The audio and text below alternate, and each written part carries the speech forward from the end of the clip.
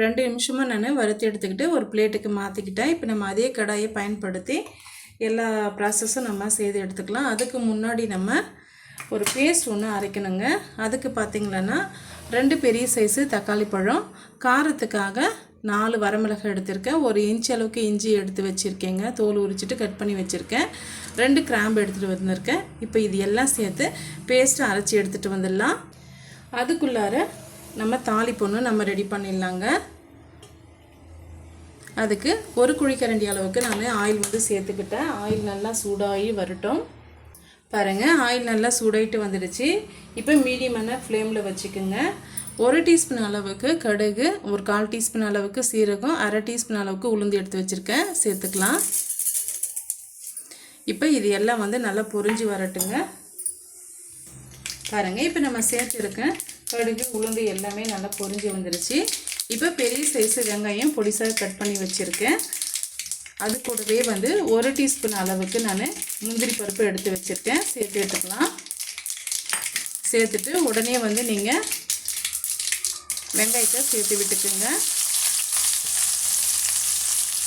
இப்போ வெங்காயம் ஓரளவுக்கு வதங்கி வரட்டும், அது வரைக்கும் நம்ம வறுத்து எடுத்துக்கலாம்.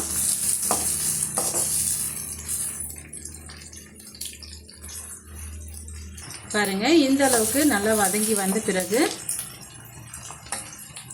ஒரு 1/2 கப் அளவுக்கு நான் பீன்ஸ் வந்து எடுத்து வச்சுருக்கேன், சேர்த்துக்கலாம். இது கூடவே ஒரு 1/2 கப் அளவுக்கு கேரட் வந்து கட் பண்ணி வச்சுருக்கேன், அதையுமே நம்ம சேர்த்து விட்டுக்கலாம். நீங்கள் பச்சை பட்டாணி இருந்தால் அதையும் நீங்கள் சேர்த்துக்குங்க, ரொம்ப நல்லாயிருக்கும். நான் இன்றைக்கி சேர்க்கல. சேர்த்துட்டு இது ஒரு 2 நிமிஷம் நம்ம மிக்ஸ் பண்ணி விட்டுக்கலாங்க. இது சட்டுன்னு வேகக்கூடிய காய் தான் இது, அதனால தான் வந்து ஈஸியாக செய்யக்கூடிய அளவுக்கு நம்ம காய்களை எடுத்து நம்ம இது மேலே கட் பண்ணி சேர்த்துக்கிறோம். இப்போ ஒரு 2லேருந்து ஒரு 3 நிமிஷம் நல்லா வதங்கி வரட்டும். பாருங்கள், நம்ம சேர்த்துருக்க கேரட்டும் பீன்ஸும் ஓரளவுக்கு நல்லா வதங்கி வந்துடுச்சு. இப்போ இது கூடவே நம்ம அரைச்சி எடுத்துகிட்டு வந்த பேஸ்ட்டை வந்து சேர்த்து விட்டுக்கலாம். தக்காளி பழம், இஞ்சி, கிராம்பு இதெல்லாம் நம்ம அரைச்சி எடுத்துகிட்டு வந்தோம் இல்லைங்களா, மிளகாய் எல்லாம், அதை வந்து நம்ம இதோடு சேர்த்து விட்டுக்கலாம். சேர்த்துட்டு இந்த பச்சை வாடை போகிற வரைக்கும் நம்ம வதக்கி விட்டுக்கலாங்க.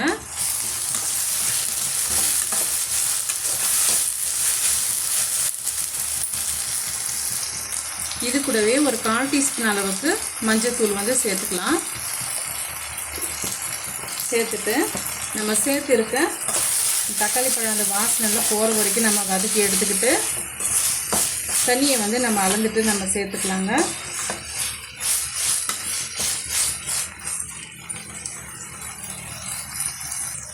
பாருங்கள், இந்த கப்பால் தான் நம்ம ரவை வந்து அளந்து எடுத்துக்கிட்டோம். இதே கப்பால் 3 கப் அளவுக்கு நம்ம தண்ணி வந்து சேர்த்துக்கலாம். கொஞ்சம் இலக்கமாக வேணும் அப்படின்னு நினச்சிங்களன்னா 4 கப் அளவுக்கு தண்ணி வந்து சேர்த்துக்குங்க. கொஞ்சம் உதிரியாக வேணும்னு நினச்சிங்களன்னா 3 கப் அளவுக்கு நீங்கள் தண்ணி சேர்த்துங்க, கரெக்டாக இருக்கும்.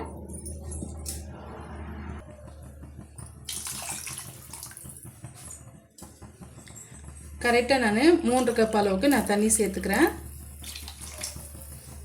இப்போ இந்த கிச்சடிக்கு தேவையான அளவுக்கு நம்ம சால்ட்டு சேர்த்துக்கலாம்.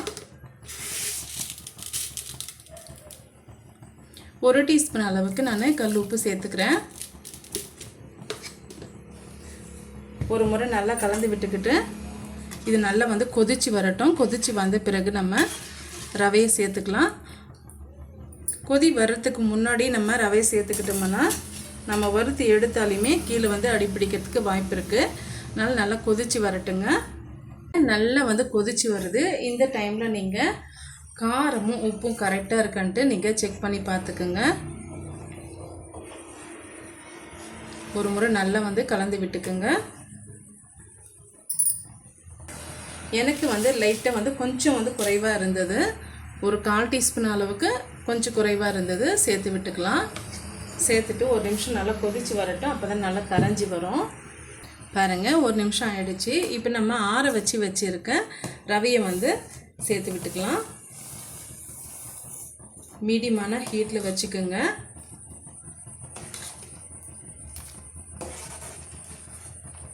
இப்போ இது நல்லா வந்து கொதித்து வரட்டும். நல்லா வந்து வெந்து வர வரைக்கும் இது போல் நம்ம கிண்டி விட்டுட்டு இருக்கலாம். கொஞ்சம் டிஸ்டன்ஸாக வந்து நீங்கள் நின்றுட்டு கிண்டி விடுங்க, அப்படின்லாம் மேலே வந்து தெரிக்கும்.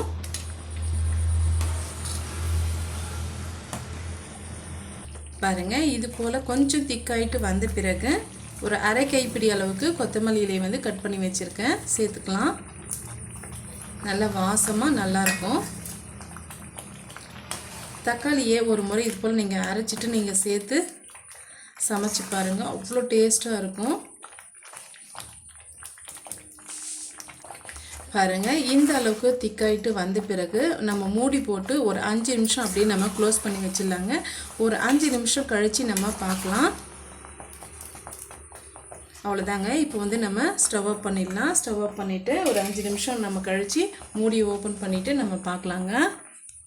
5 நிமிஷம் ஆயிடுச்சு. இப்போ ஓப்பன் பண்ணலாம். பாருங்கள், நல்லாவே வந்து திக்காயிட்டு வந்திருக்கு.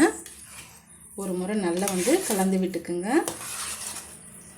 அவ்வளோதாங்க, ஒரு சூப்பரான தக்காளி ரவா கிச்சடி வந்து ரெடி ஆகிடுச்சு. இப்போ நம்ம சர்வ் பண்ணிக்கலாம். வாசமே அப்படியே வந்து ரொம்ப நல்ல கமன்ட்டு இருக்குங்க. இப்போ நம்ம சர்வ் பண்ணிக்கலாம். பார்க்கறதுக்கு நல்லா ஹோட்டல் ஸ்டைலில் நம்ம சர்வ் பண்ணும்போது தான் பிள்ளைங்களும் நல்லாவே விரும்பி சாப்பிடுவாங்க.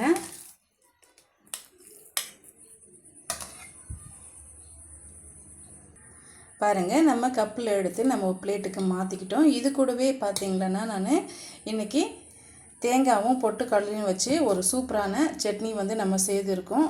இதுவுமே வந்து ரொம்பவே அட்டகாசமாக இருக்குங்க. இது கூட சேர்த்து நம்ம சாப்பிடும்போது இந்த தக்காளி கிச்சடி ரெசிபி கண்டிப்பாக உங்களுக்கு பிடிக்கும்னு நினைக்கிறேன். பிடிச்சிருந்த மறக்காமல் சந்திக்குட்டி சேனலுக்கு சப்ஸ்கிரைப் பண்ணுங்கள், லைக் பண்ணுங்கள், ஃப்ரெண்ட்ஸ் அண்ட் ஃபேமிலியோடு நிறைய ஷேர் பண்ணுங்கள். தேங்க்யூ ஃபார் வாட்சிங்.